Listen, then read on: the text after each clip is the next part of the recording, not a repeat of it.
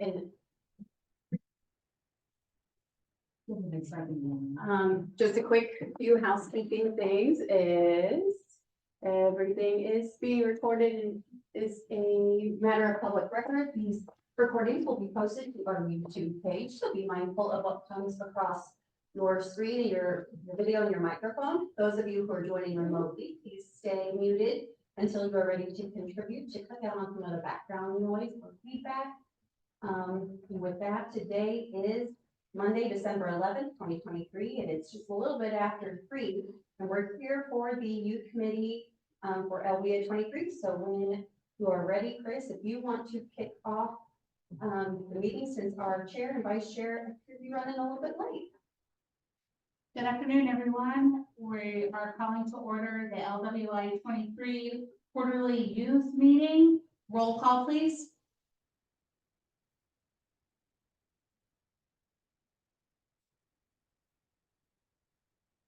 Kelly Denton.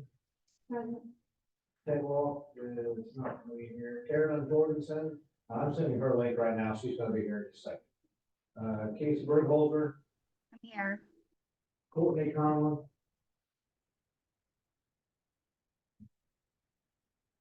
Corey's gonna be here. Chris Stroll, Here. Cheryl Myers, Here. Kayla. Robert Wall, Lisa Blummer. Here.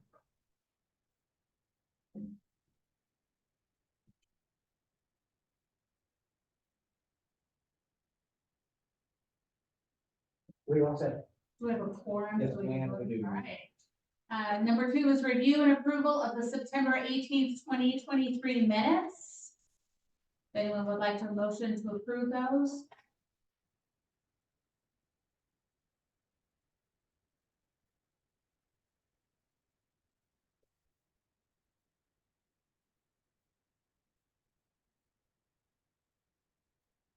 I can motion. Do you hear me? Yes, thank you, Casey. I'll take a second. Second from Robert. All in favor, aye. Opposed, same sign. Motion carries. Number 3 on the agenda is Youth Committee Reorganization Phase 2 Next Step Discussion.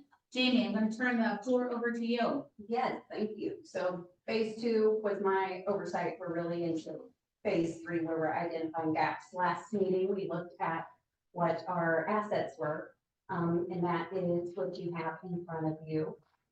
Casey, I did not have this ready to go to share virtually, so I'll just read through real quick the assets that we talked about last time. Very heavy on the Lakeland College resources. There's adult ed, GED, mental health services, office of accommodations, tutoring center, financial aid, Forsyth Emergency Fund, Perkins Trio, counseling and academic advising, career training programs, and honors programs. And then looking at some of the community resources that we have, or assets, mental health resources at LifeLinks. We talked a lot about how just jobs or employers in general can be a good resource, especially jobs that offer childcare.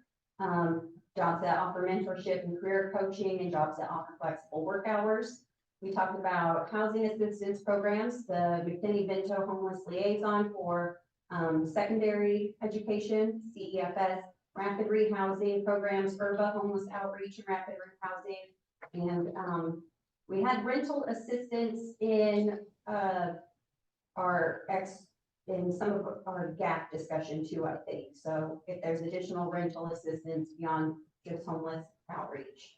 We talked about transportation assistance, division of rehab services, WIA career planning, guidance, and job search assistance. We talked about LIHEAP. We talked about re-entry and returning citizen resources and free apprenticeships. I think there was one suggestion of Catholic Charities as having some resources, but didn't go into much discussion of what all they offer.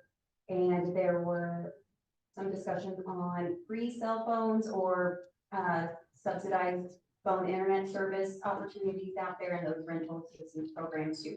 They didn't have a whole lot of specific information on, but it was discussed.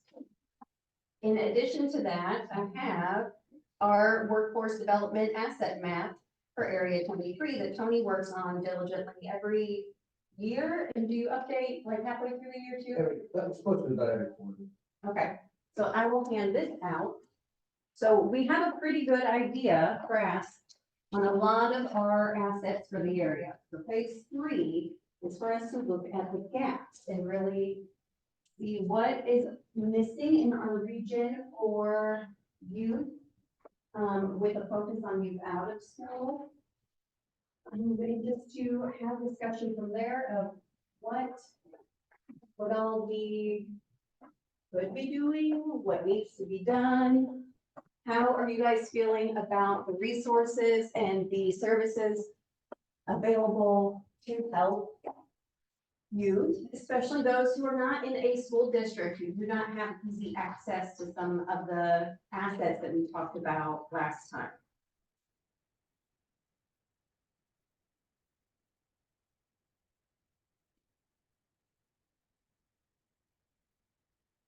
As you're thinking a little bit and kind of looking through, I know transportation comes up on our assets, but one of the biggest, if not the most important obstacle in rural America, and definitely in our area, is transportation.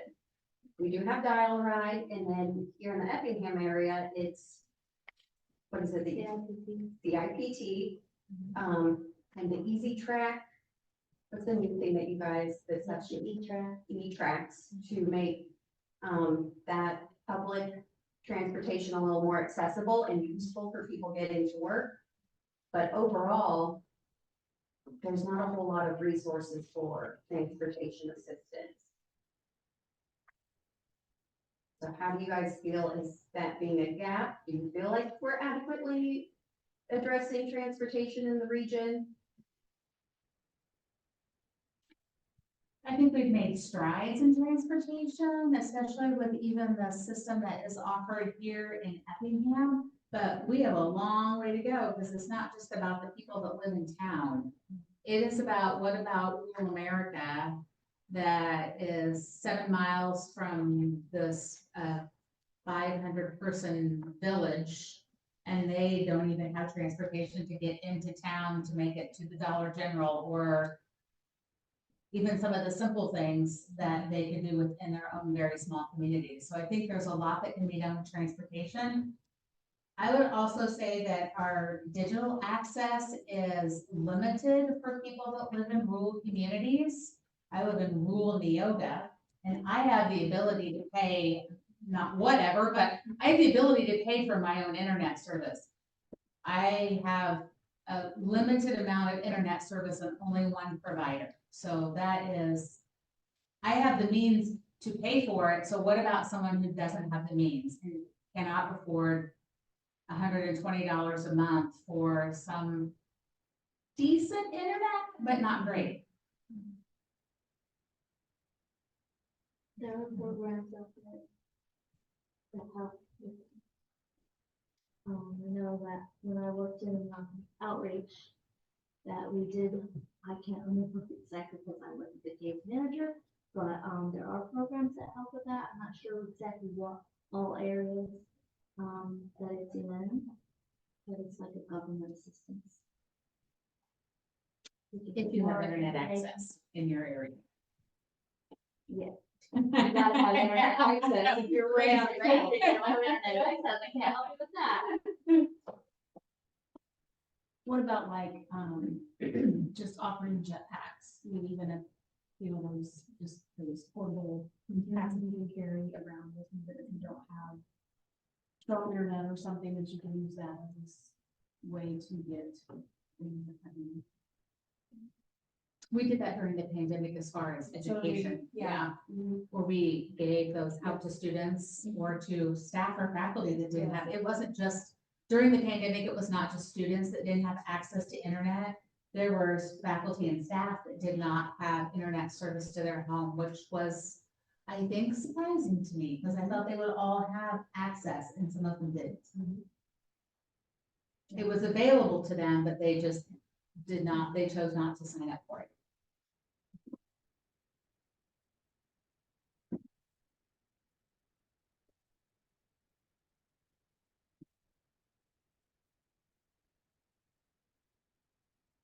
As we think of youth who are not in school, so young adults ages 16 to 24, they're not in school. So already they have that additional obstacle of not having a go-to person to talk about these issues and getting directed to resources that do already exist. Even if some of them might not really be available in their particular area or exactly where they live at, what other gaps could be?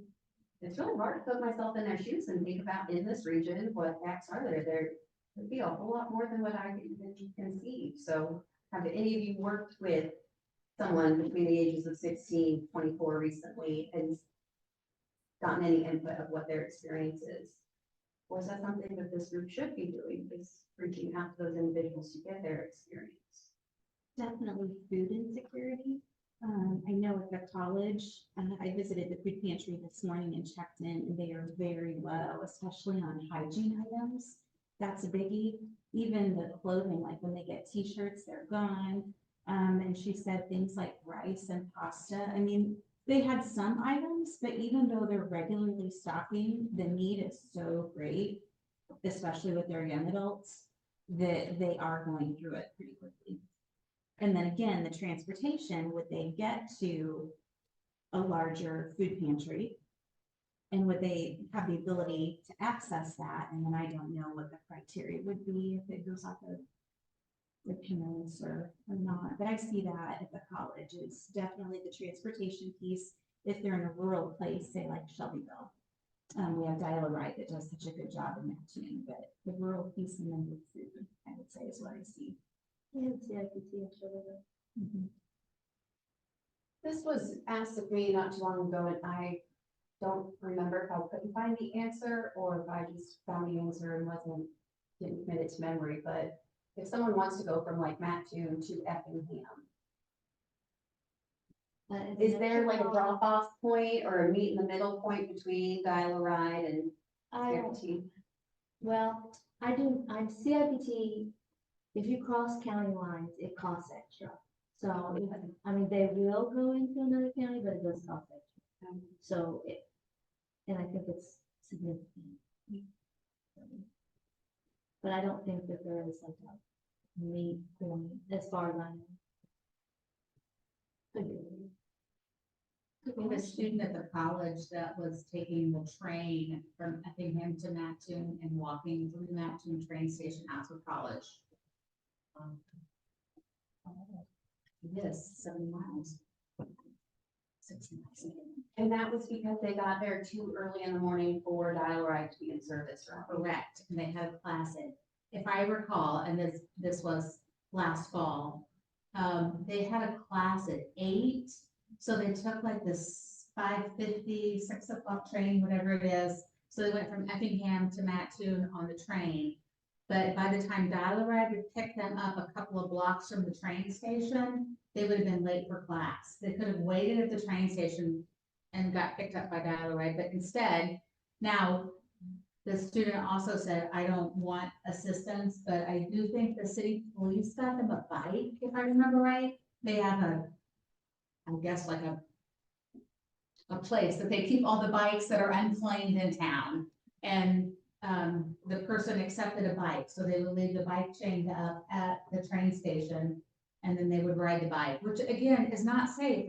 That's a US highway. It's not a country road or a city street with sidewalks all the way. It is, you're riding down 2 lanes each way, all the way to the college.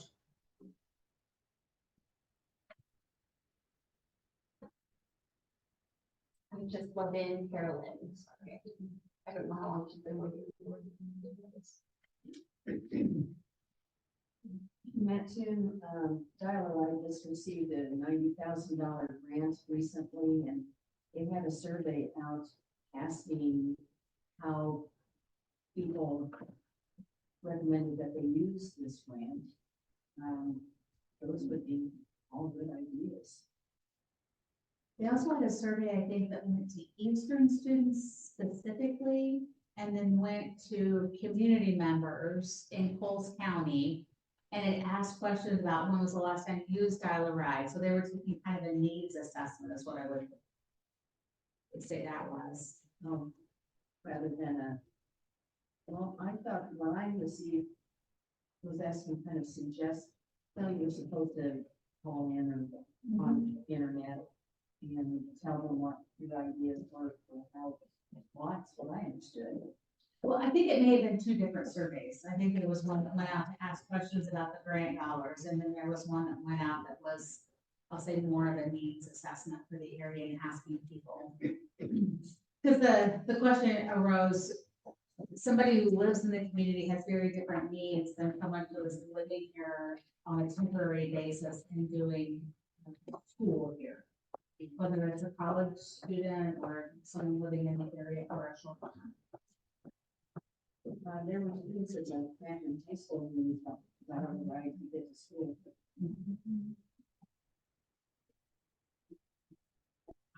There again, that was in, I'm sure, in Temple.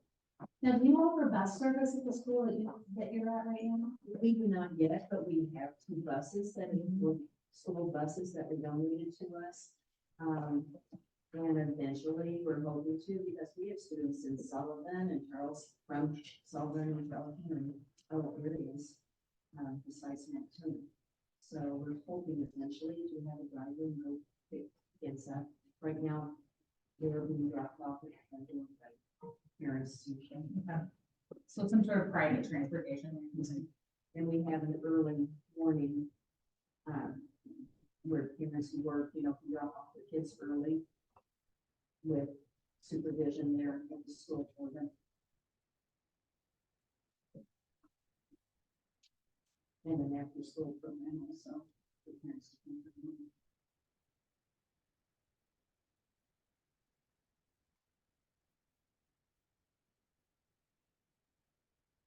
So there's quite a few different things trying to mitigate some of the transportation gaps, but still nothing that's been a silver bullet to fix the problem all in one go. And then digital access. While there's some programs out there for assistance, there's still just kind of not adequate infrastructure in some areas of our region. And then food insecurity, which is compounded just with the transportation issue. What about those youth who are out of school? They either dropped out or maybe they successfully finished high school or even a semester or 2 of college. But they're kind of taking a break. They don't know exactly what to do next. They're not sure. How can we do some outreach to those individuals, and what might be helpful to them? Is it just that they need to know about career opportunities in the area? Is it they need a little more exploration and understanding of what's out there? Or is it something even greater and beyond that? How do we find out?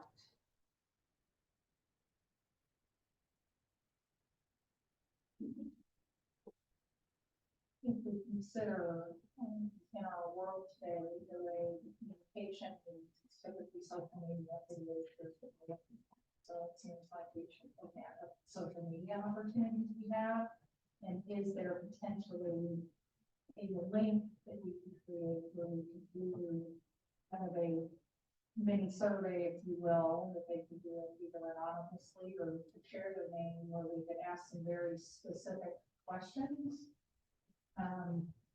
in order to potentially determine needs. And maybe it shouldn't be more than, in my opinion, a 2 to 5 question, but putting something out there. And maybe we do something in order to prompt them where we can do, for everybody that applies, that we can do some type of a giveaway or gift card or something for them.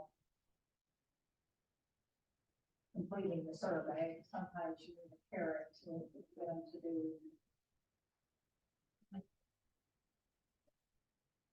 You absolutely need a carrot. LWIA dollars cannot be a carrot. But I feel like we have a pretty supportive committee, so if anyone were able to have their organization donate something that we could use as a carrot, I think I that know the client organization. So then the question becomes, the best way to get some sort of survey in front of the intended target audience, and then exactly what that survey looks like so that it's quick, easy for them to participate in and gives us valuable, useful information. Because we're taking the gap assessment and what they need to influence what our plan is as a committee for the next year, 2, 3, 4 years, whatever that may be. So we could sit here and come up with some really good ideas of what we want to do with the committee, but if it's not usable by the people that we're targeting, that will be a whole lot of wasted effort. So I think some sort of survey or input is a great idea. Does Lakeland have any resources that they use to use external survey? I know my department does have a Survey Monkey account, so we have Survey Monkey. But And we use Monday.com too. I mean, if it's something that goes with my company, I have to do the analysis and put things together and be prepared to share it back with the group. one thing that I have acquired recently is data that will allow us to drill down into specific demographics of the region. So I can pull a list of people who are between the ages of 16 and 24, who do not have a high school diploma or GED. And I can get names and addresses and phone numbers, but no email addresses. So there's still potential of being able to get closer to that target audience, but maybe not necessarily in the method of communication they're most comfortable with or most likely to respond to. You can do a mail survey also, and you can get that same information by demographic and by age group through the post office, because we have done that before. Or we target a specific audience, where a postcard could be created and could be mailed to individuals within that age and demographics. So you can do it that way too. And maybe we need to do both. You can link that back to the survey too, where you can QR code and something, rather than having to Absolutely. put it back in the mail. We can go and utilize that. Yeah, whole great idea. Quick shot of it. And Great straight idea. through it. And I That's think what they use today. Go ahead. I'm done. Okay, I was just thinking too, if we did create postcards with QR codes, maybe going to like the food banks or Battle Ride and having them pass those out, because those would be potential customers that we're trying to reach to. That are in need. I like that. I was talking to an adult, but someone who faces a lot of obstacles in the Vermilion County area. And he said the bus drivers was where he gets all of his information of all of the services and the programs out there. So like getting something to Dial a Ride and to CIPT, I think that's a good idea. And like Family Matters and just a lot of different agencies. The categories are really amazing. Yeah, all right, so then who would like to volunteer to be a subgroup to create this survey and then help with the dissemination of it across all of those places we can think of? Lori. In our smaller communities, I think you take advantage of our high school leaders and stuff too, because they still keep in contact and know a lot of these kids and what's going on in communities that aren't very long, which really represents my area.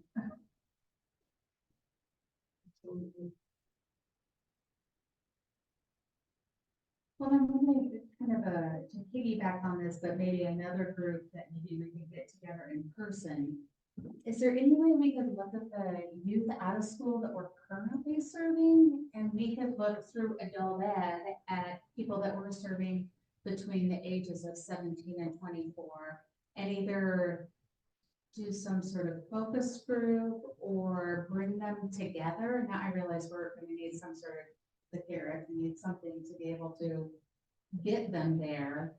But it would be great to have a conversation with them, just tell us what what are the obstacles you see? Because just the moment that I think that we've hit on the obstacle, someone will bring something up and I'll be like, I would not have thought of that because I don't live in the same world you live in. Do you think that's even possible, that we could get any of them together? What is it thinking, maybe giving them the postcard, and then at the bottom, we could always have something with other suggestions or suggestions, instead of getting them grouped. Well, we can do it through all that in a classroom. We can pose together some questions and bring some of them together that are the ages between 17 and 24 and just say what, it's not even about why did you drop out or why didn't you finish school, but what got you here? How did we get you here? Because those are also questions that we need to know as the Title II provider. But then what helped you get here? Was it a person? Was it a thing? Was it, I don't know. I like the idea of a focus group. My experience with focus groups is when you get a representation of each, and what we don't have a huge group in, we have a smaller group, but at least it's a diverse group that represents different things. So if we define, when I think about people who went to school and didn't finish school, we have the ability to get that information, or individuals who maybe didn't finish high school, or individuals who came back and got their GED, but may not be working. And we ask for, when we talk about putting it on a postcard, could we ask for volunteers to participate in a focus group and just see what kind of a response we get, or put it on social media, tell them we're looking for volunteers. So we've talked about everyone, about people who are English speaking, or English is their first language. What about the 16 to 24 population that English isn't their first language?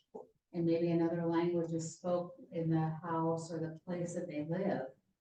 That's a whole nother, I know I'm kind of diving off onto a side group, but that is something to also think about is, what about the 16 to 24 group that is like, I just don't even know what college is because in my country they didn't have it.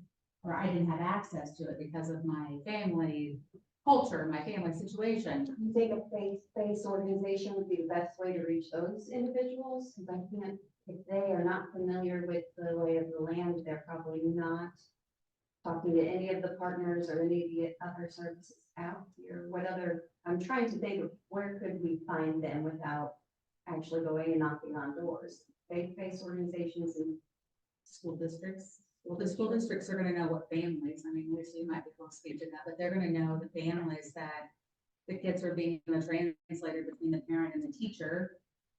I think I talked to Bonnie after you guys went on Friday, and she said that was even one of the things they were looking at for continuing ed, is to go into faith-based organizations, because it's a solid core group of people in a community.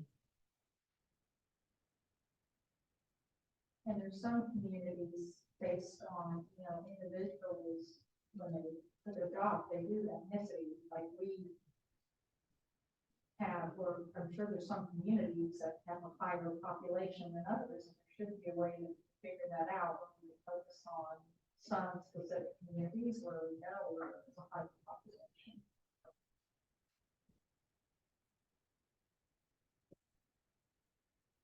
We might be able to even check with some companies and see if they would mind sharing with us, because I can print a report just of the ethnicity of our employees, and then like, and some of the communities surrounding the county I live in. So like our organization, we could probably run a report. However, it would just be those students who have a documented disability. So it wouldn't be out of our 28 districts, it would just be those who have IEP. It wouldn't be everybody. It's not just because they have an IEP, doesn't mean they need assistance or extra help too, so. That might be reaching out to school district, maybe possibly have those reports through their student-based data system.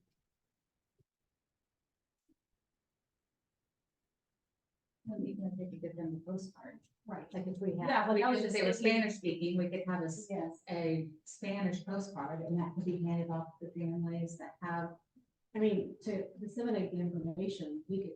I mean, we have access to 28 districts, we can give those out to guys, counselors, and social workers.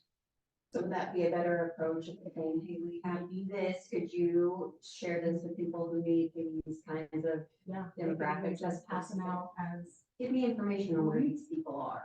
I think so. Would we consider training the postcard in both languages? Yeah. I think so. That's not. Can you do a unusual QR to see code? marketing stuff. Yeah, QR code. Can you do a QR code and then you pick your language? Yeah, because it's not just Spanish speaking. You can bring it out, so they don't get. So you would have QR code, it's like language before. with the search. Because I think we sometimes think it's the other language, the only other language in our area is Spanish, but I think what we've learned in the ESL classes recently, it's not just Spanish. There is a lot of other languages in communities. And there's pockets of them based upon employment and where their family moved to and, you know,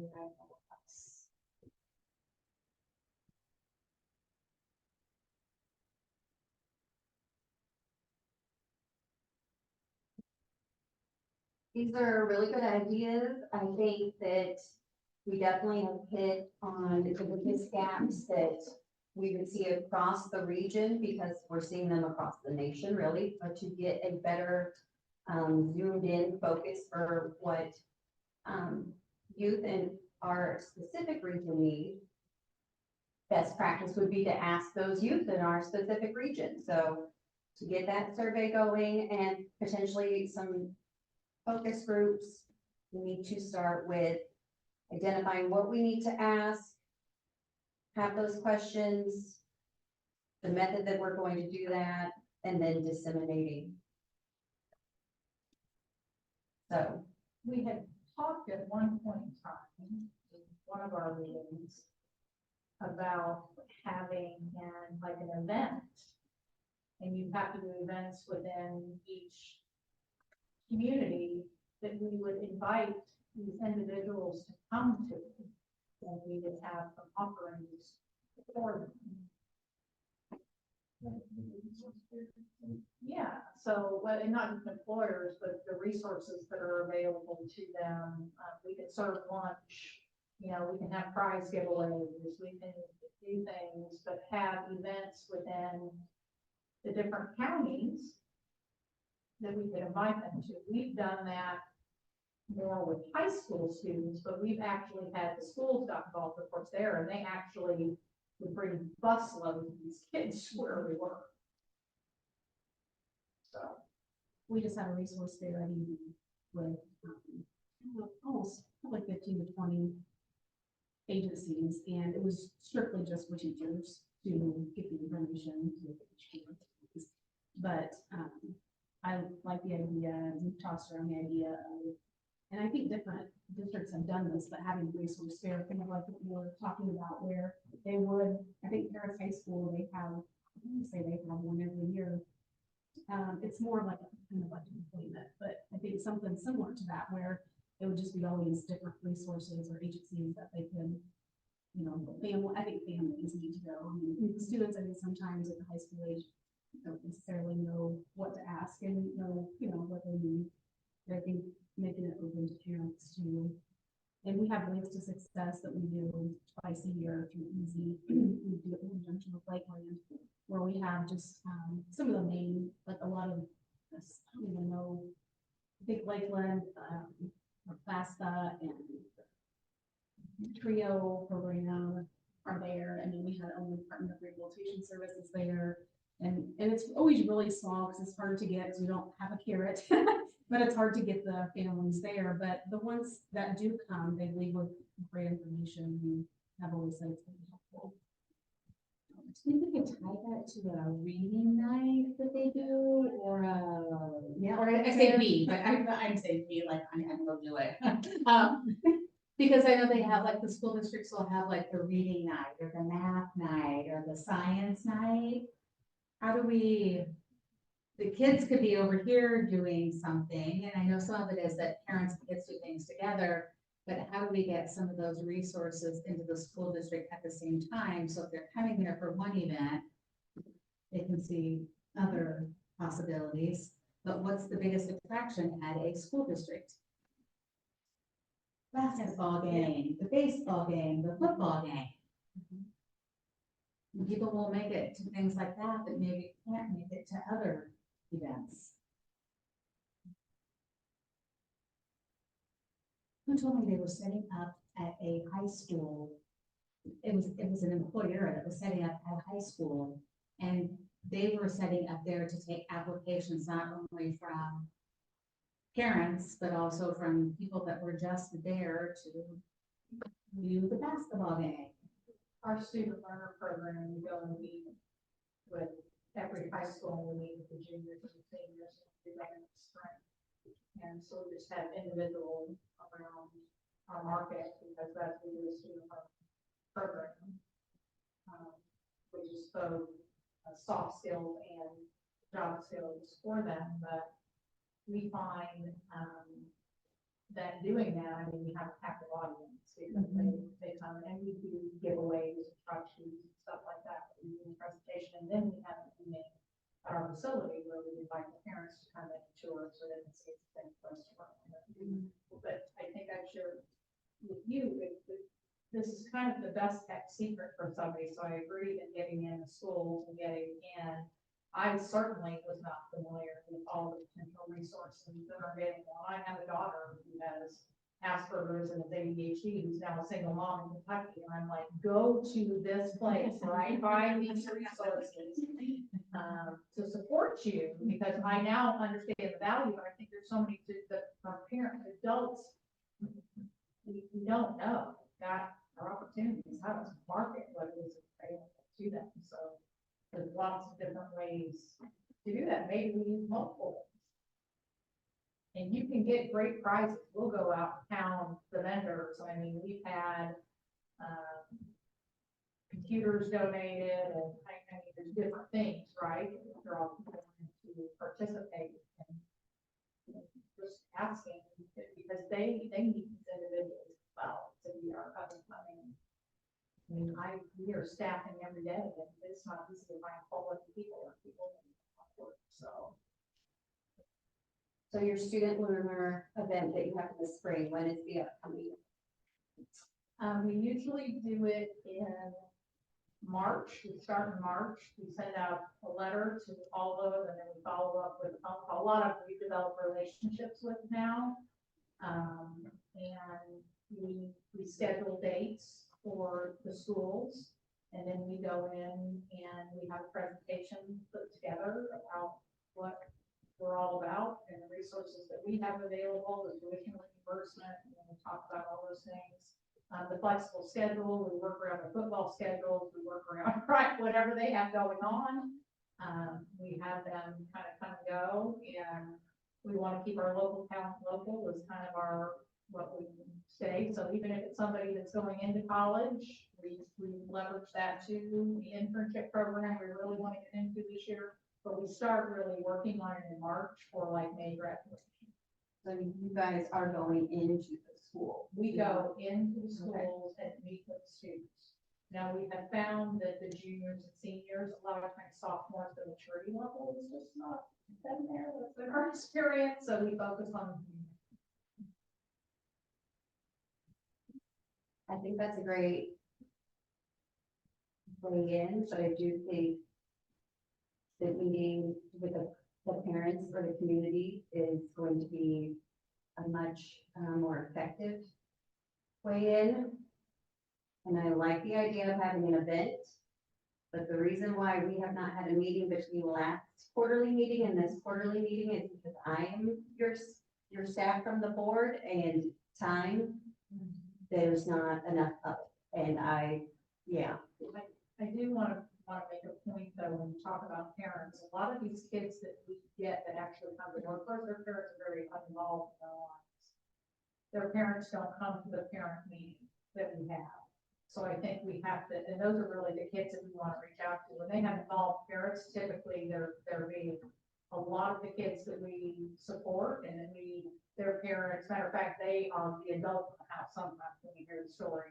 It's the school, the individuals from the administration from the school that really know these kids' stories and are driving force behind them. So you won't always have the parents, or I guess we need to figure out who our target audience is, but those kids who are kind of lost and have that parental support are the ones that. Oh. That's a very valid point, exactly right. And what we have noticed too, when we have events, we have more attendance if we have an event at a school, because it's a safe place for people, but, I mean, because they know it, they know, yeah, that's my school, and I'm gonna go to this place at my school, instead of going to like maybe our office or somewhere else out in the community, because it's unfamiliar to them. So if there's an event, you know, at a specific high school that we could have, you know, or maybe we could have the students involved through the day and we invite parents, you know, later or whatever, or invite them all together. But we've noticed that with participation events. I'm actually stealing this thought off of something I heard a few years back, that, an organization did, an actual employer did. But we talk about events and we can piggyback on things that are already happening. So like in the springtime, or even twice a year, they do parent teacher conference. Why can't we get into the schools when that's happening? We've already got that traffic coming in. Even if it's just somebody there with a couple booths on display, because you've already got the traffic. You're not asking them to come in another time. They're there for something else anyway. You're gonna catch the traffic. So then you're not only catching the parent, you're catching if it is, if they're in foster care, or if they're, I'll call it support system, which could be an aunt, older brother, sister, someone that's coming to be the parental figure, who would catch all of them. And at those lower grade levels, parent-teacher conferences are mandatory, right? I seem to recall there not being an option, if I had to go to them. To a certain grade, I think fourth or fifth grade is, but it depends if you wish, but a long time since I was fourth or fifth grade, so. Jill, I'm gonna put you on the spot for just a second, because you have a group of individuals that you serve that have been justice involved at some point. So 16 to 24, how do you think we should get a hold of them? I don't mean to put you on the spot, but No, I'm like, that's okay. I've had a lot of stuff kind of going around in my mind, and parent-teacher conferences, the first thing that came to my mind is, you know, feedback from the school that this age group that was the 16 to 24 who are justice involved or DCFS involved or whatever, they're the ones who need to be at parent-teacher conferences, but they're not the ones that go. Yeah. So that's a struggle that the schools have reported to me over the years, that you're just not going to catch the parents. Now, what we do is we try to offer incentives to those parents for going. Our probation officers will go to the school and say, this is your monthly meeting, so that we try to facilitate and make it mandatory, that, you know, it's kind of a one-stop shop, if you will. So we try to do those kinds of things to entice our participants or clients or whatever you want to call them.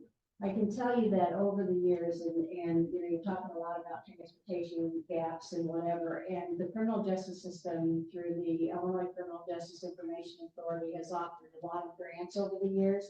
We, over the last 2 years, have gotten like a $16,000 a year grant to buy $16,000 worth of gas cards. And we provide those to anybody that's willing to even transport somebody to an appointment, to an AA meeting, those kinds of things. So we've had a lot of success there. The individuals that we are dealing with, they don't like public transportation for whatever reason. Sometimes, you know, if they're coming in for drug testing, those kinds of things, they can't schedule that in advance because they don't know in advance, but they have to come and do these types of things. So I know it's a long-winded answer to your question, but we offer and try to incentivize the heck out of folks, but the bottom line is sometimes that doesn't even work. And I don't know what the answer is for this population, because they have this these attitudes instilled in them that I don't have to work, I don't have to do these things because it's generational. You know what I'm saying? That's how they have grown up. So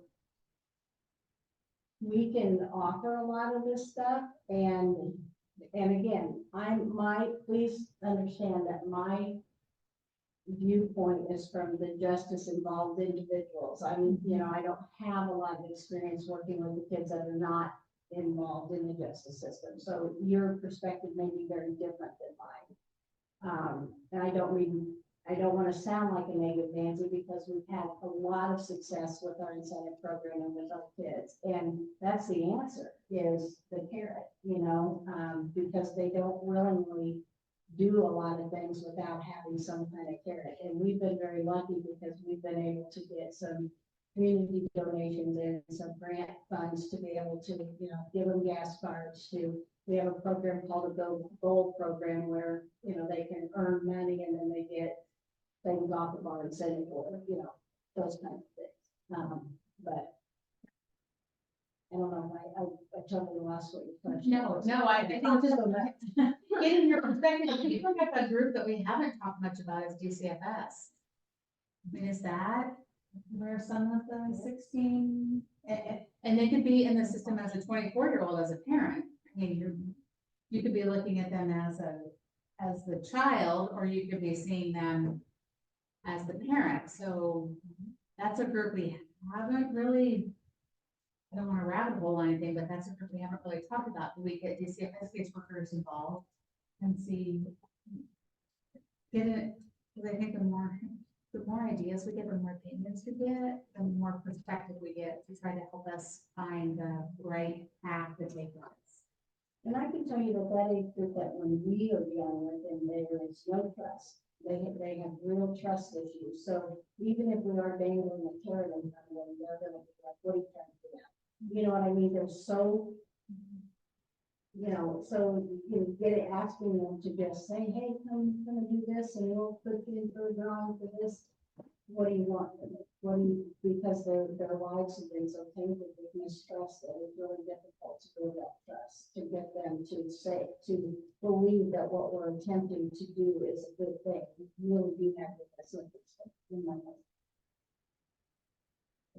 But again, I work with them. No, that, I think you bring That's involved, so keep that in mind. I think for us, that issue, I know we find that a lot of people coming in and saying, you have to build that, those relationships and that level of trust. When you said that, I thought about the alternative schools. We actually went to Humboldt and met with those students too. It was a very different experience than when you walk into a normal high school. Trying to meet them where they're at and find out. So that was a very different audience. This is a really good discussion, and I think we could definitely have more, but for the sake of time and the fact that we still have to get through the agenda, I want to cut it short for now. However, we have regional planning coming up we're going to have a kickoff event this week and next week, and in July, we're hitting regional planning very hard. So I would like some more of these ideas to come out sometime next month, either during the regional planning discussions or in tandem with them. So do you think it's worth us getting back together as a group sometime next month for additional Or we discussion? can form a subcommittee that would try to formulate a plan and idea to present that to the school for those can. All right, so I got Lori on that subcommittee, and then Russ. Robert, awesome. I did want to. Chris, wonderful.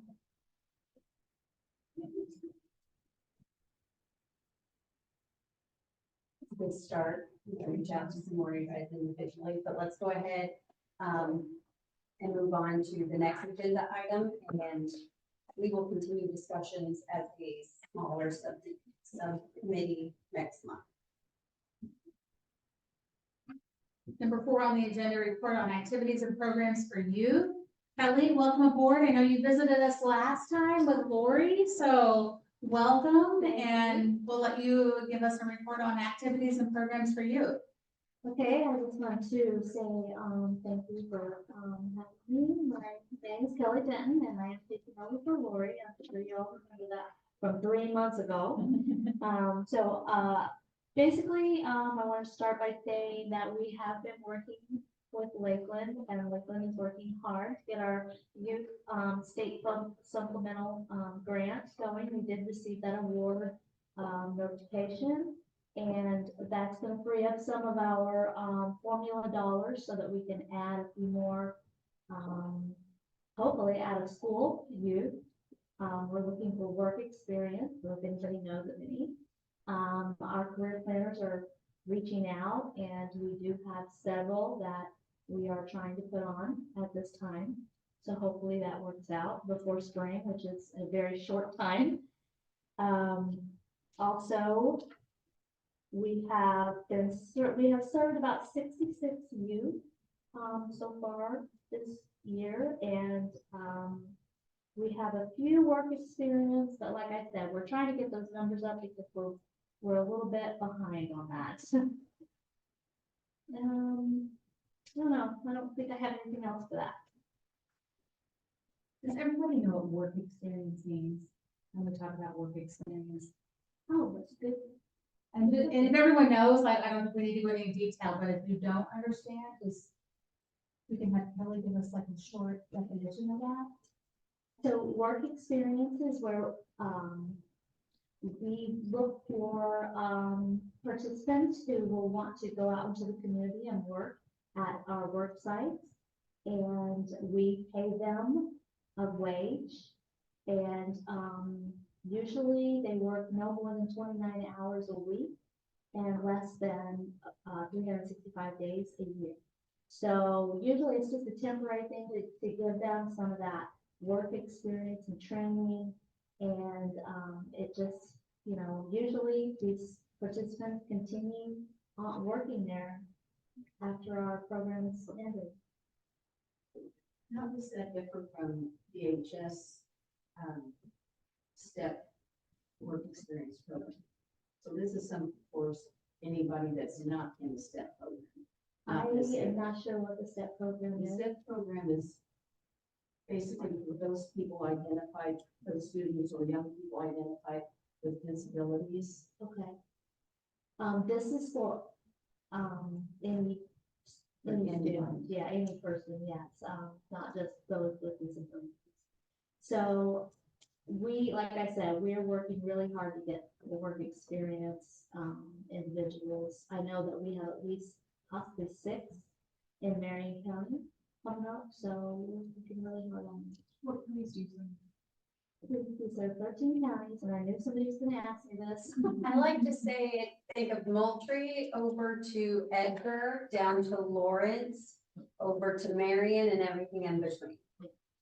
Because I can't remember all 13 every single time. I always leave one out. It should be, there should be a map in there. Very back. Where do you feel the map of the counties? This is it. Picture of the whole. Page 31. Oh, see, I knew it was. Thank you for saying. There you go. That helps. The visual map always helps me.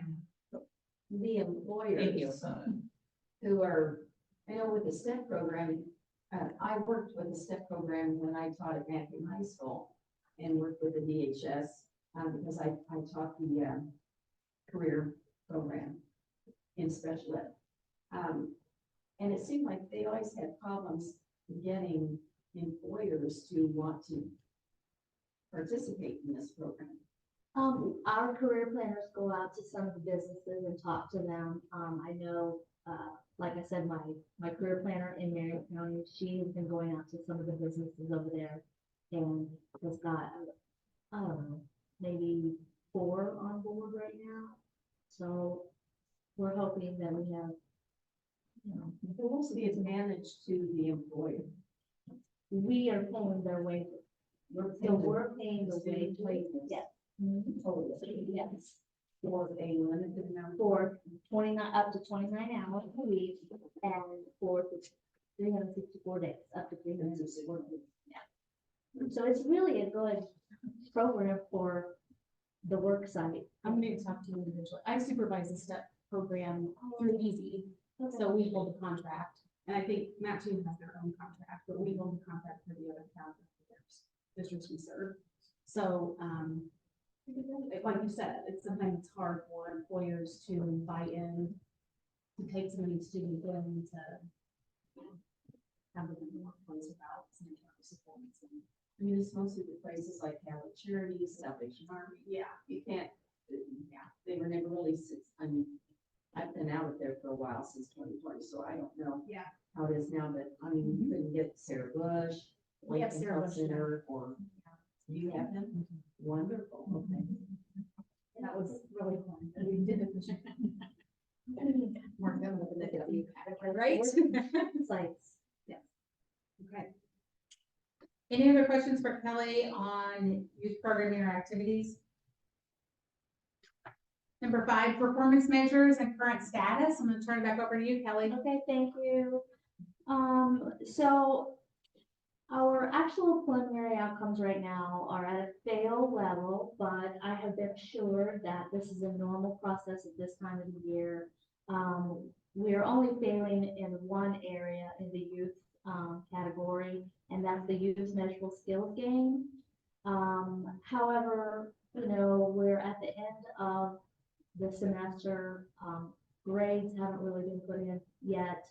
Some of the other certificates and degrees for those that have graduated this year or this semester, and then also in May we're going to have quite a few that are going to graduate. So I really truly believe that our outcome will be a positive. Hopefully exceed numbers. Any questions on that?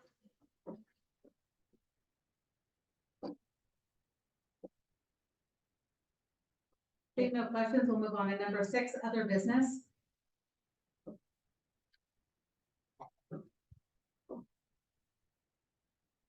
Hearing no other business on the floor, we'll move on to number 7, public comment.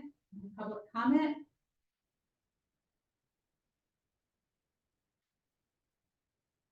Hearing none, we'll move on to item number 8, closing remarks. Our next meeting, March 18th. We will have either subcommittee or will we have another time the full group will come together before then, Jamie, think? Depends on what the subcommittee decides, if we need to get the whole committee back together.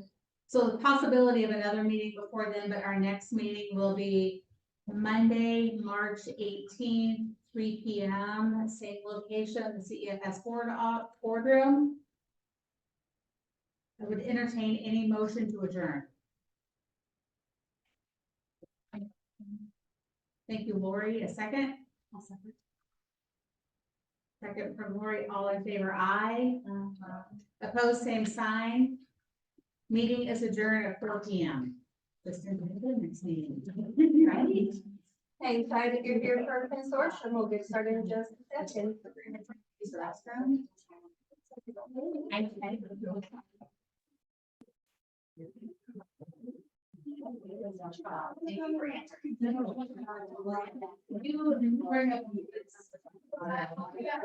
All right, I'm going to let the recording continue, so be mindful of that, but I'm going to step out real quick and get started with consortium in just a moment. Okay.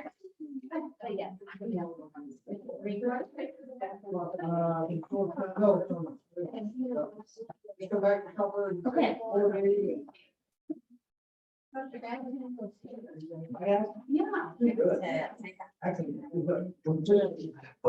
Pretty good. I like them having people here. I don't have to go very far. Walk through the hall. yeah, happy thoughts up there, yeah.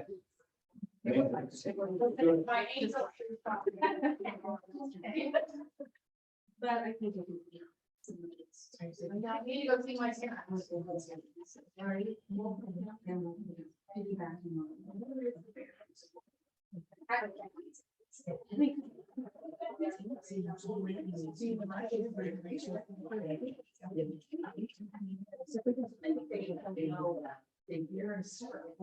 Because it was Yeah, I went in there, I just lost sleep days by 9. So, I will think I will be against the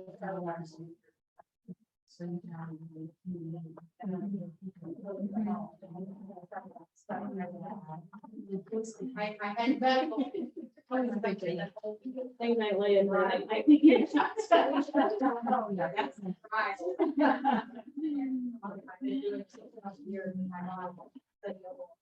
Well, that's what I was kind of thinking, like, trying to get people to enter.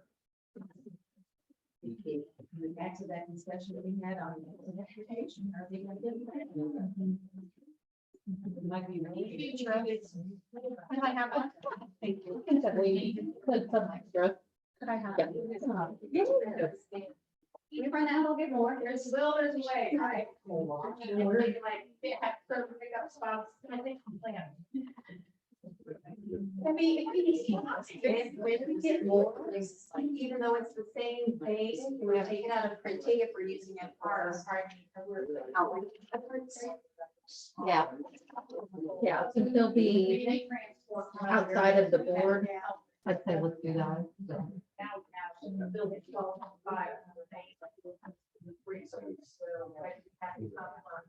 All over. And we have a great group. How soon are you restarting? How soon are you restarting? Whenever Go sit down whenever. everyone can hear and ready to go, who's that? You might. We got Kevin, we got Chris. We got Kelly, Aaron. Okay. That has a light on, so that's it.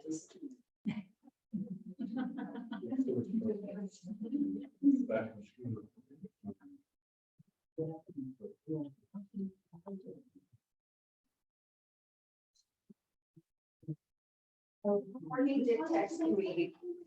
Courtney comes with this. For the, hey, Debbie. Yes. I'm not changing that. No, she canceled earlier today. I'm gonna read it.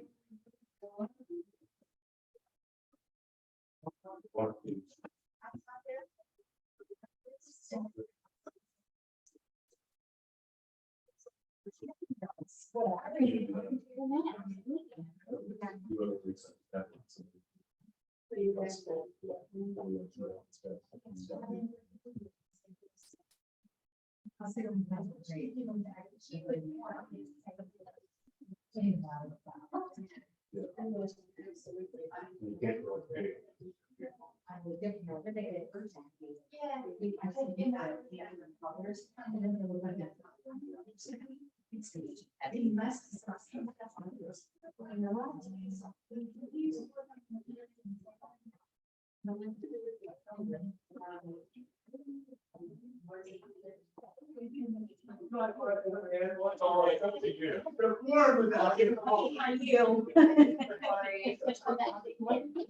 Come on in, guys.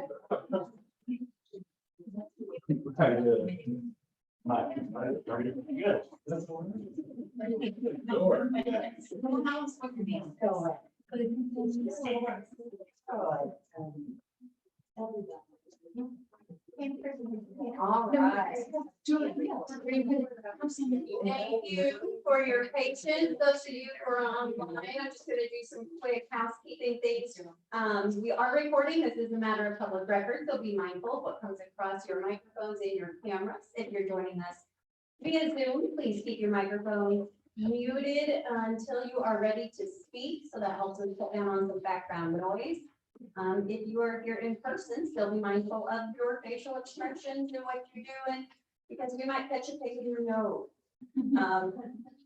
With that, it is Monday, December 11th, 2023, just a little after 4. So we'll get started with the quarterly LWIA 23 Consortium meeting as soon as Chair Busher is ready. All right, thank you for everybody attending. We'll go ahead and start the meeting with roll call. Casey Burkholder, I'm here. Kevin Busher, Here, Carolyn Jorgensen.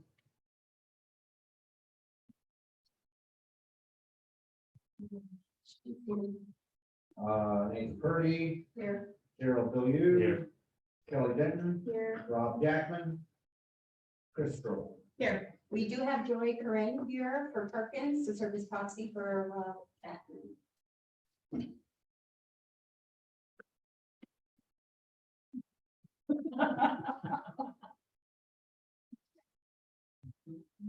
We have a form. Okay, thank you. Review approval of the minutes from September 18th. Corrections required. Additions to approve. I'll move. Okay, we have a motion to second.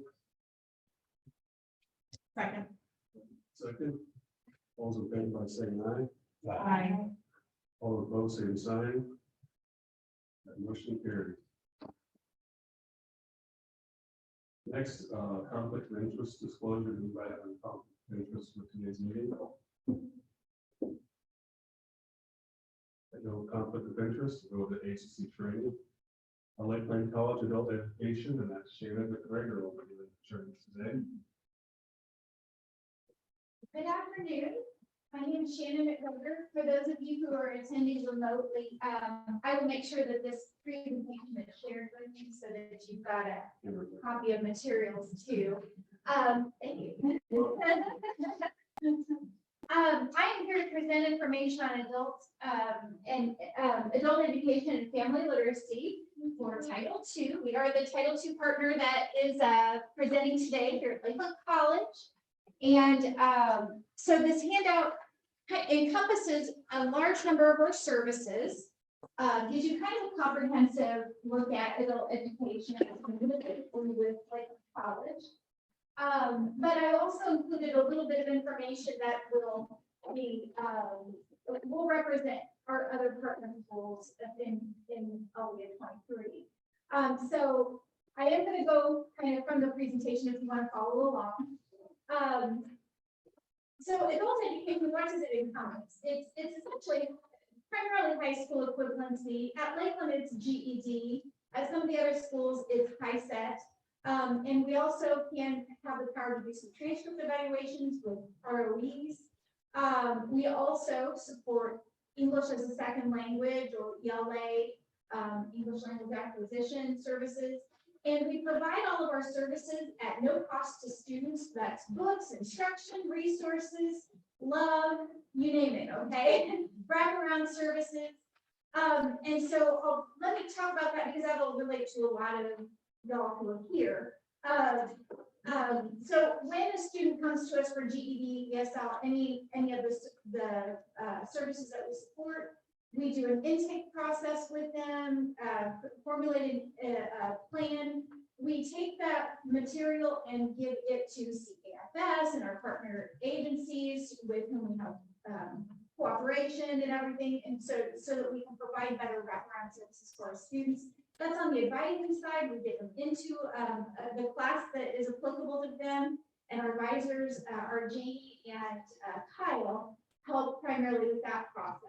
And by the way, all my staff are on the back of this presentation slide if you want to look at their names or use that as reference or anything. But then we do this really awesome thing where we turn over to the instructors, but we don't stop the support there. We continue the support, we continue referrals to different community agencies with our transition coordinators, Mariah, and then this past year, we added on ESL transition coordinator support to Mogo Joe. And they are wonderful at being able to connect with the students and say, hey, you're having transportation problems. Let's get you in contact with our public transit system. You're having childcare issues. Let's see if we can reach out and find some support for you. We do a laptop and a Chromebook library. We have that for our students in case because we have high pathway essential education through online programs, so they can get additional support outside the classroom, and instructors sometimes assign some projects from that. Then people who do not have laptops or resources at home, they have that opportunity then to use those Chromebooks at home. And next year, if Chris, Superwoman here, is able to come through with our digital technology grant, like she has so many other grants with us, we'll will be able to support MiFi, but in the meantime, the public libraries and our Lakeland College library support our students with MiFi if they don't have internet access. So we try to figure out any angle that we possibly can with our students in order to support their needs in our program. So on the next page, top slide, you can see the kinds of services that that Illinois Eastern Community Colleges serves, that Lakeland serves, as well as Kaskaskia. And you can see a good portion of overlap between our services. So whereas IECC has new classes every 8 weeks, we have open enrollment, so students at the beginning of each month can join us, and second week of each month for ESL classes, we support in an open enrollment style. We also, all community colleges under this grant have a requirement of offering a post-secondary transition program, whether in the form of ICAPS, or you might know it as IET, or the Bridge program. We have the GMA Bridge at Lakeland, and we actually have a class, and we have our students together. They're a cohort. We give them support services through an adult ed class, in addition to their VNA class. We also have an ICAPS welding program. And with that program, we have our transition coordinator, actually both programs, we have a transition coordinator visit with those students, but that one is aimed specifically at getting these students employed very quickly when they're finished with a welding certificate. They go through enough classes that they're able to do that, and then they can do a stackable credential after that. So we're like, we help people who would normally not choose to come to higher ed on that side, and help them get their first credential and the confidence to keep going if they would like to. A lot of our students are able to get really good employment. For welders, it's $22 to $24 an hour once you get past your probationary period. So it's good money. It's really good money for our folks. You can also see some of the funding sources there. And I put each of our programs in the funding sources bullshit up there, and you can see that Lakeland, well, we have a huge district and we have a huge need to serve. So we get a lot of money for our state basic and federal basic. But you can see our state performance funds, those have recently just gone through the roof because we were able to keep going really strong during the pandemic and after, and show really good gains in our programming. So they keep giving us money in the performance. It's a good thing. And I put a few details down there about our performance measures, but I also talked just a little bit about those on the next page, on page 3. So at Lakeland, our enrollments, our goal is to have 330 students each year. We are super duper close. We have 272 students. We will have no problem hitting that goal by the end of Q3. So you can see how the breakdown is with our GED ESL. Our BA and welding numbers, they're a little down this year compared to past years. Usually we have like 5 out of 6 or 6 out of 8 DNA students pass and get their certification, they're successful. The same with welding, we have really good numbers typically, but we just have some students with some extra special needs this year. So that this year they were down a little bit. Thanks to the special funding that WIA has been able to get, we worked with Jamie's office, and it's going to make it possible that we can offer more welding options for our students in the spring. We've had, these numbers are just amazing. Like these numbers for ESL alone, 118. The entire year, last year we had 114. And before that, we had between 31 and 45 students, depending upon the year in ESL alone. Our ESL program right now is as big as our GED program.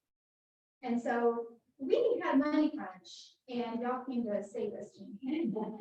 They have promised some money to be able to support our ESL GED advisors, as well as our welding program, because of the stackable credential it was able to be approved almost through the approval process anyway, to have special funding. So what that's allowed us to do is to free up some money to be able to continue to offer our large number of classes on both the ESL and GED side.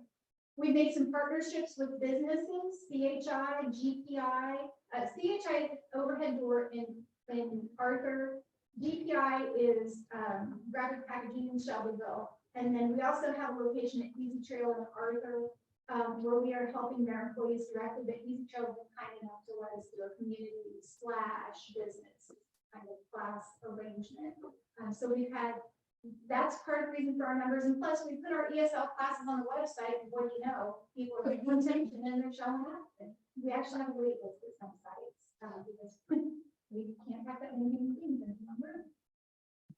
We also have our performance targets here on the bottom of page 3, so that you can kind of see enrollment is one of our things that we have, one of our performance targets. We have MSGs as well. Like Kelly had mentioned, we're actually pretty close to our measurement skills gain goal, and they get that by achieving their GED, by achieving employment, by achieving post-testing, if they can't finish their GEDs. And then finally, our post-test.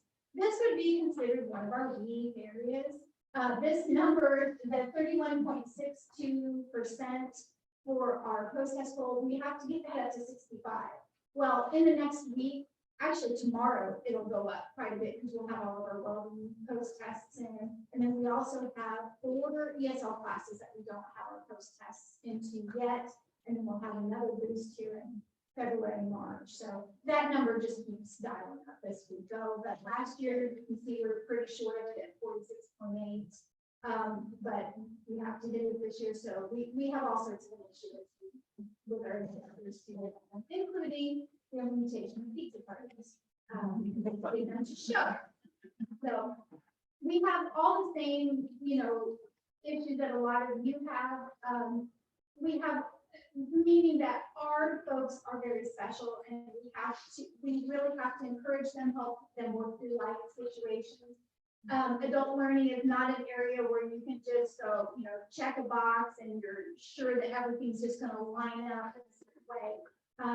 Our students have so many different life issues. I'm so grateful for the team where we can actually support them through some of those life issues and have understanding instructors and staff to get it.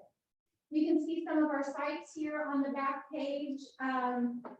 My future plans, it would be lovely to get an IELCE grant. That is another funding source. So on that funding page, that would be another column. We don't have one of those yet. That is an intensive English language and civics education program for ESL students. So helping them get naturalized, helping them get the language skills that they need. And so we've been working, that grant is not open until either this spring or the following spring. We've been working on making those avenues with our ESL and international programs folks so that we can maybe share some resources there. We have all sorts of things and record numbers this year. They offer the free GED through September. Boy, did the students take us up on that one. So we're really just happy that someone's doing it. That is all the information that I have for you. Do any of you have questions about how we share services or anything else? Question on your ESL. We were talking in the group committee about ESL, and we tend to think of that as Spanish. What languages do you have? That is an awesome question. Right now, one of our larger populations is Asian Creole. So GPI has hired a number of asylum seekers through Lutheran Services Incorporated, through LSI. And that just kind of like came boom, and they had support services, and so we kind of backed off and didn't do anything. Well, those support services fell through, so we came in this fall. We started offering classes there with a wonderful former high school Spanish teacher who is there. She's learning the language and loving every second of it. So Spanish primarily, and then Asian Creole right now. But we have students who are from Japan, from all over Central and South America, Vietnam, all sorts of African nations. I can tell you, we're right now from the African nations, but oh my goodness, yeah, we have people from all over. Thanks, Andrew.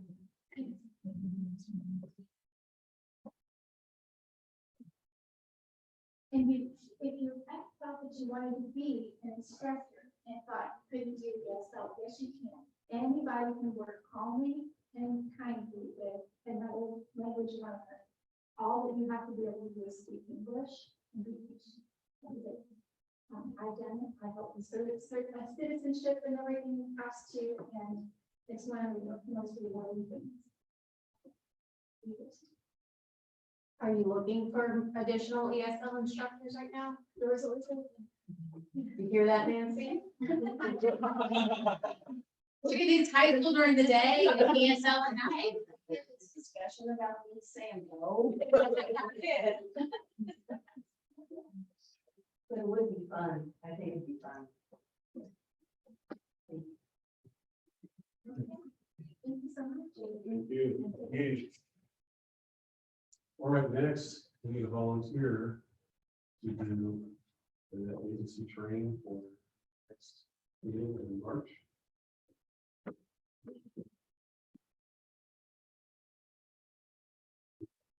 Here. You Perkins, okay. One, two, three. Yeah, I already did, I'm waiting.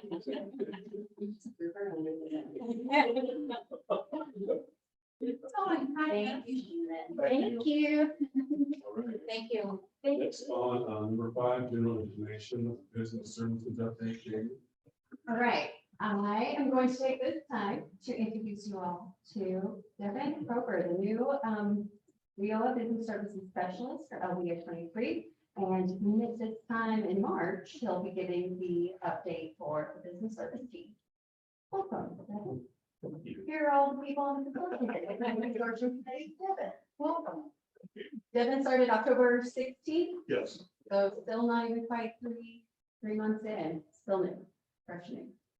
So looking at business service teams specifically, we've only met once since our last meeting, and that was on October 18th. We are meeting again this week, December 13th, and we will focus on regional planning stuff for our December 13th meeting. You guys as a consortium committee definitely need your input for regional planning, representing all the different partners in the workforce ecosystem. So if you are not part of the business service team, you will probably still get an invitation, like first thing tomorrow morning, to join the business service team meeting on Wednesday. And if you can't, because it's last minute, that is okay, because we're going to do a round 2 for the kickoff the following Wednesday, December 20th. But the real regional planning will start in January. We'll meet just about every week. I think I've got the rough timeline laid out for each Wednesday in January, just slightly different times, but predominantly in the afternoons, to go through all that is regional planning for LWIA 23.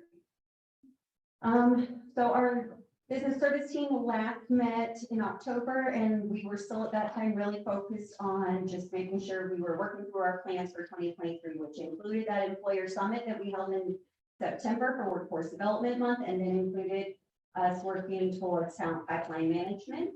So now our entire business service team has gone through all 6 strategies of talent pipeline management. And then on top of that, Devin, Freddie Buckingham, and Scott Cahoon from our business service team are in the state-led TPM Academy, where they will get officially certified as TPM practitioners or facilitators through the U.S. Chamber of Commerce in partnership with the Department of Commerce PCEO.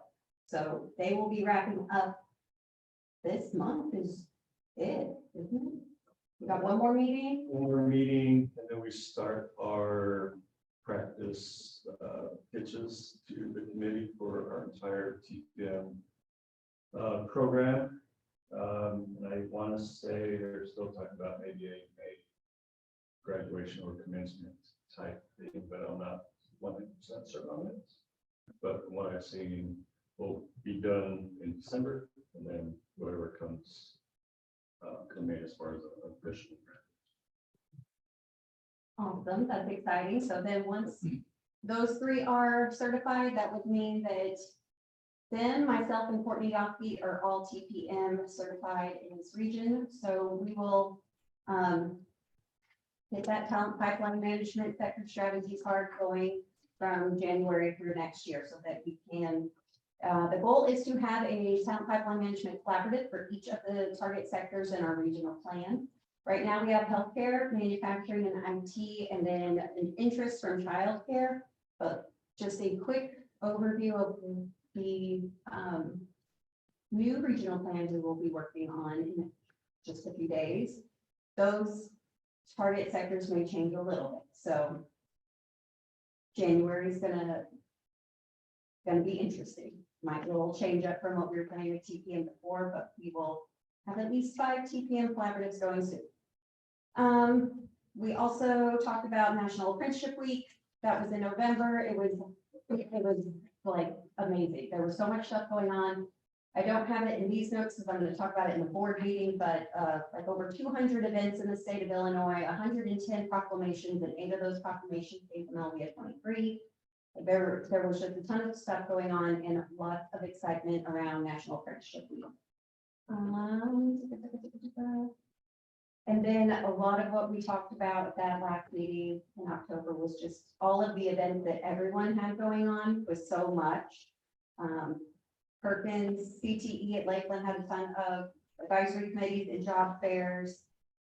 We had the regional planning to start in December. We had the award for the Navigator 2.0 that allowed us to hit Devon. IDS had a lot of Veterans Day week events, and DRS had the NDEAM, the National Disability Employment Awareness Month in October. They had several events going on. Yeah, a lot of stuff. So for the business service team specifically, that is all I have. Chris, did you want me to talk about service integration now? Sure. Okay.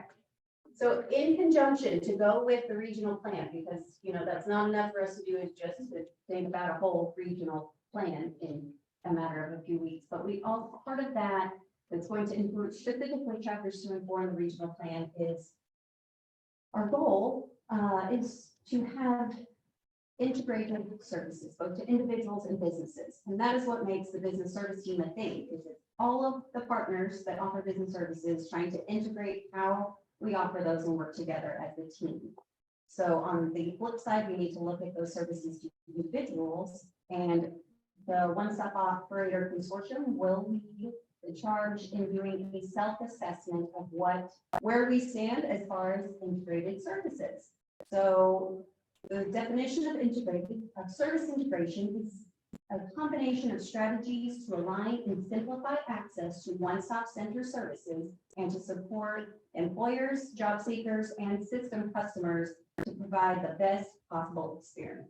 System or service integration may occur across entities delivering specific services or programs across time as customer needs change or both. So the one-stop consortium will be focused on customer-centric design, partner staff, intake and assessment processes, the quality of service, career pathways, information, and continuous evaluation and improvement. They'll be reaching out to all partners. Our core partners are those title partners, and they make up our one-stop consortium. Title I being WIA services, then Title II adult ed, Title III Wagner Kaiser, and Title IV vocational rehabilitation. We will also need information from other partners like Career and Technical Education or Perkins, National Farm Workers Programs, local veterans, employment representatives, IDS, TANA, unemployment compensation, youth bill, employers, community services block grant. Basically, again, all of those partners of the workforce, which equals everyone, will get input from all of the above, including business administration, local employers, community-based organizations, ethnic-based organizations. And this is all part of continuous improvement to continuously examine what we're doing, how effective it is, and can we do better. The approach is going to be one-stop operator consortium asking for your input, or someone from LWIA 23 asking for input, either through surveys, questionnaires, or just a call. Hey, are you guys doing this, and how is it working for you, and do you have suggestions on what we could do? There's basically 2 steps is gathering all of the partners together and getting information from them, and then reviewing and evaluating the completed self-assessment, and then using those results to inform a action plan going forward. So be on the lookout for the one-stop operator consortium to be asking for information, and your participation is like imperative. We appreciate it very much, we value it, and we need it so badly. So please be responsive and be open and honest. Whatever ideas you have, bring them to the table. Things you've noticed, please do not hesitate. That is how we get better, is by knowing what's working and what's not working, right? Do you think that was a pretty good overview? What would you like to add? I think that we're on a short timeline. So once we send out survey information and questions, we're going to be probably asking for responses within just a couple of days. That is not trying to put anyone on the spot, but just giving you a heads up. When you see an email come from Casey, Carolyn, myself, or Kelly, we're probably going to have just a very short timeline to answer those questions, because the questions are very detailed and we want to try to get them to a point that they're easier to answer, because some of the terminology that they use within the survey is very WIA terminology. And not all of us have been here for 20 years and understand all of the WIA terminology. So we want to try to make this as painless as possible. So there may be more than one group of questions that come through, but if you would just take a few minutes to answer the questions as we send them, then we'll compile that information. We may come back with follow-up questions individually, or it may come back with more questions to the whole group. So thank you in advance for participating in our survey process. That concludes my business services update, unless you all have any questions. We could do that at the board meeting.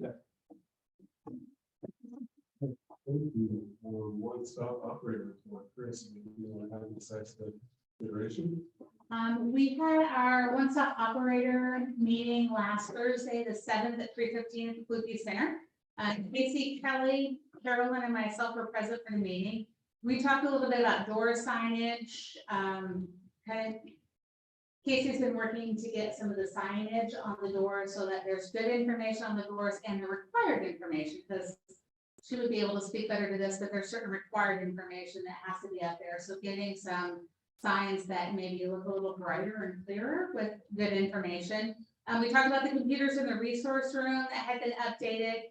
We talked about security changes. We started through the MOU process, which we spent a lot of time, and Tony was guiding us through the MOU and some of the changes that are coming. So a little bit of background, and I hope that I'm able to explain this well. The one-stop operator, because we are the core partners that are the one-stop operator, and we don't have that out to an outside agency, we have an MOU that helps us be able to understand what we're doing and how we're doing it based upon what the CEO guidance that we have. Tony, did I explain that correctly? All right. In other business, we talked about the cross-training and how to continue cross-training. We talked about the service integration for a few minutes. We also talked about, I just lost my train of thought. Oh, Kelly gave us some numbers on individuals that were within the building to CCEFS or IDES. We are going to start meeting monthly. Our next meeting will be Thursday, January 11th at 2:30. We're going to meet on the second Thursday of the month. Since we have so many bigger projects that we are working on and trying to correlate a lot of information, we decided to start meeting once a month instead of quarterly. I would put it out to Casey, Carolyn, or Kelly if there's anything I've missed from the one-stop operator meeting.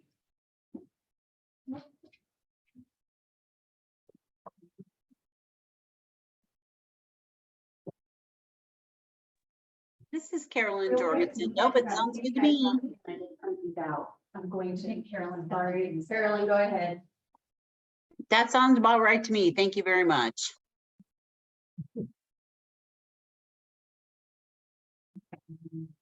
Cool. Regional plan, just so you know what all is involved in the regional plan.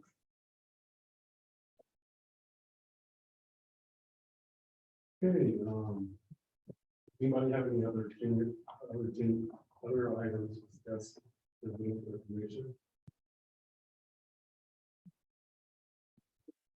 All right, we'll go to party reports. Anybody want to start off? I'm gonna check my title too, Don, with the Right. presentation that Shannon gave, so I'll go on that one. I'll go ahead. Okay, so, I would just like to give a little bit of an update, on our quad graphics rapid response that we had. It went very well. Elaine and 3 of our career planners and I had the opportunity to share our program with all the employees. It was a good turnout. We had about 54 employees said that they wanted to get job training. And we are working, or Lakeland is working really hard to get that funding for us. We also have been kind of working on a wait list for just some other dislocated workers in our area. We had County Market in Vandalia shut down, and so we have about another 17 dislocated workers that we're hoping to also get funded there. So we would like to say that we might find out before the holidays, but I feel confident that we will at least get an email that says, yes, we will be funding this as soon as everyone gets back to like hit the right buttons.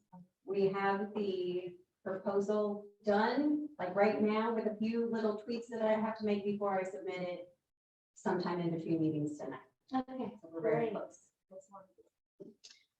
Also, as I spoke in the youth committee, that we did receive, or Lakeland did receive the information from the state award about our supplemental funding for youth only, and we plan to use that to pay for some students that are already on our program, the tuition, and then we can also use that as support services. So we can help pay transportation for them, going back to September 1st. And we also have to have that money spent by June 30th.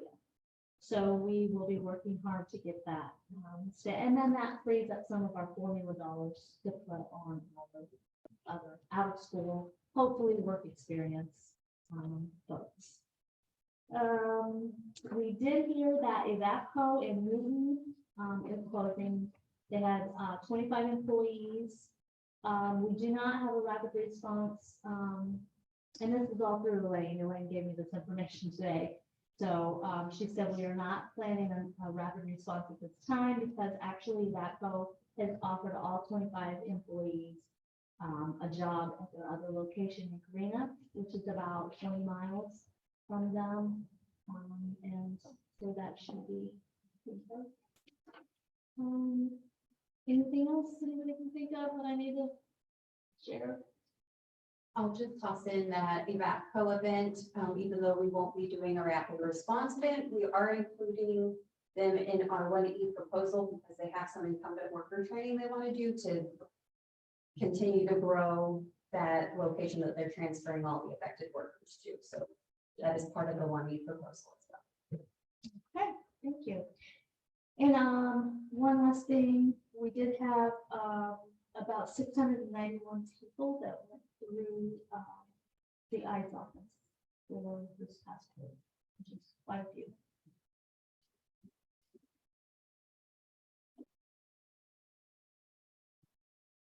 What is going to do report? I can give one for CFS, just a general program. I think last time I announced that we applied for a grant to do a 0-3 center-based prevention initiative for working parents, and we found out we're getting that grant. Putting a final touches on a budget, we got to get it this week. But we're going to open up 28 slots of 0-3 prevention initiative. Basically, it's childcare and nothing for low-income working parents or parents going to school. It will cost them a thing. you know, we hear about all the time, childcare. And we put this plan in place 5 years ago. When we moved into our new center, I think 2 years ago, we moved into a bigger place.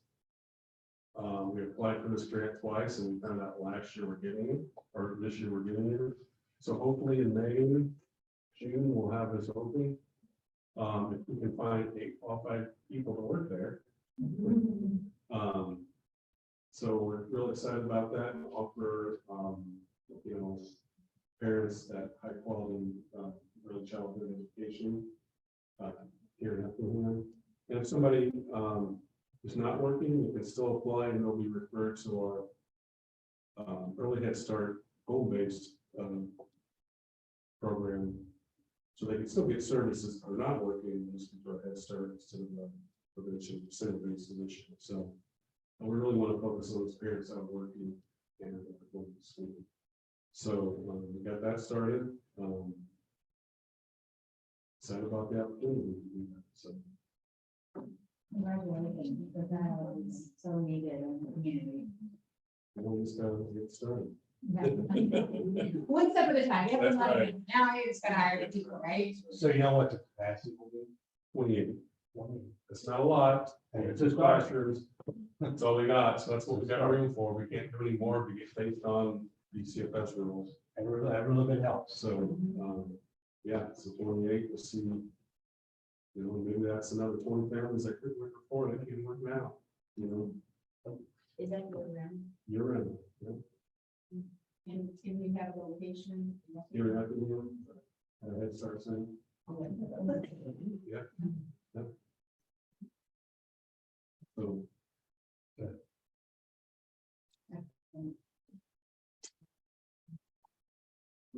Carol doesn't have anything. Anything old? Lots of old. Anybody else have anything? For people that live in Moultrie County or anybody, we are having a fundraiser. We're raffling off 2 Illini basketball tickets. They're like the box seats where you get all the food and drink you want. We're trying to raise money for needy families for Christmas. If you're interested, let me know. How to get those tickets. $25 a ticket to get 2 tickets. Very nice seats. I've been to one before like that. You'll never want to go to another basketball game. Everybody decides those seats with all the food and drink. Believe me. Wednesday. It is the 20th of December. So Which day? Which day? yeah, we're also having a this Thursday, we're having a Chili's fundraiser. You go to Chili's and they'll get 15% back to CFS. So if they're nothing on Thursday, let me know which the flyer. And eat Chili's and give money to CFS.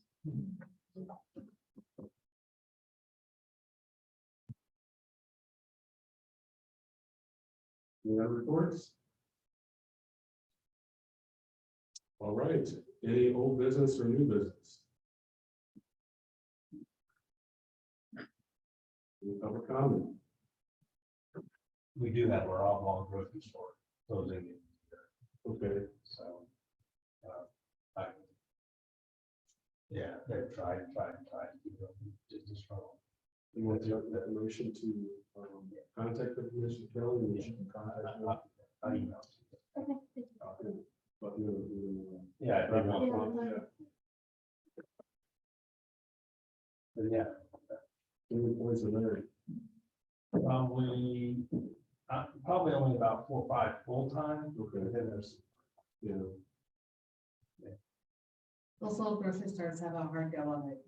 they've tried, the grocery store closed years ago. It was an IGA store. Another family bought it that wasn't from the area. It lasted about that long. And then some people in the community went together and formed their own little business and tried to make it go. And they tried so hard that they just, being a small town, they can't get product quick enough, they can't get, you know, these suppliers supply the big people, not the little ones, you know? And they struggle with getting product, they struggle with getting quality product, and fresh product, they try, they really did try. It's good. But that third source for groceries are not one. No source. Other than the dollar. That's what, I feel like that's what our little grocery store deal got out of business was the dollar. The same thing, a Yeah. family had owned it for years and another one bought it, another one bought it, another one bought it. It just didn't work. But yeah, I mean, you can't get a Dollar General what you can get at a grocery store, Right. but there's also, it looks to be a potential for a big grocery store coming into the west side of Robinson, which would have probably been their doom anyway, and happened. So there's a plan to bring the grocery store out of Terre Haute, Robinson. Didn't County Market in Robinson close a couple years ago too? Yes, the county market, of course, we have the one out on the east end of town. So the dealers. It's like a off-brand Kroger stuff.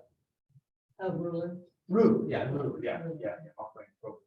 So, yeah, by Walmart.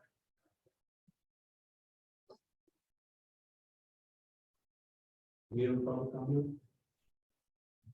Next meeting, March 18th, is that correct? Yes. All right, this is a motion to adjourn. So moved. Okay. Harold seconds. All in favor by saying aye. Aye. Those opposed, same sign. Thank you, everybody, for coming. Thank you. Those of you online, if you're gonna join for the board meetings, that will be on a different Zoom meeting link. If you need that, shoot me an email. Otherwise, we will see you at 6 o'clock for the board meeting. Thank you.